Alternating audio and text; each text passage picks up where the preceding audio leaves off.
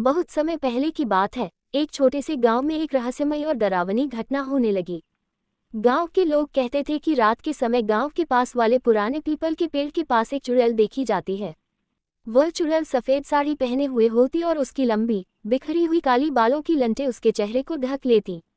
लोगों ने कहा कि जो भी उसके पास जाता वह वापस नहीं आता। गांव के लोग बहुत डर गए थे। रात होते ही वे अपने घरों में बंद हो जाते और किसी को बाहर निकलने की हिम्मत नहीं होती।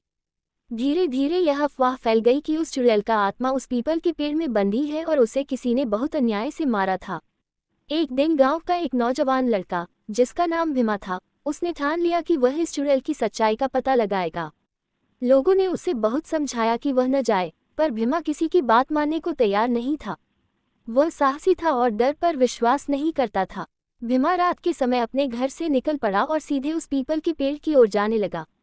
जैसे ही वह वहां पहुंचा, अचानक एक ठंडी हवा चली और भीमा ने देखा कि सफेद साड़ी पहने एक औरत उसके सामने खड़ी थी। उसके बाल बिखरे हुए थे और उसकी आंखें बहुत चमक रही थीं। भीमा का दिल तेजी से धड़कने लगा, लेकिन उसने हिम्मत नहीं खोई। उसने उस औरत से पूछा, तुम कौन हो?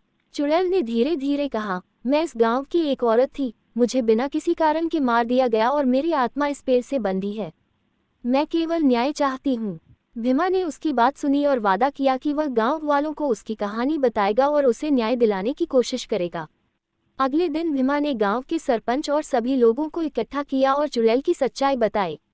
गांव के बुजुर्गों ने इस बात की पुष्टि की कि सालों पहले एक निर्दोष औरत को गलतफहमी के कारण मारा गया था। गांव वालों ने मिलकर उसकी आत्मा की शांति के लिए पूजा की और उसे न्याय दिलाया। उसके बाद से गांव में कभी भी उस चुड़ैल को नहीं देखा गया। लोगों का मानना था कि उसकी आत्मा अब शांति से स्वर्ग में चली गई है।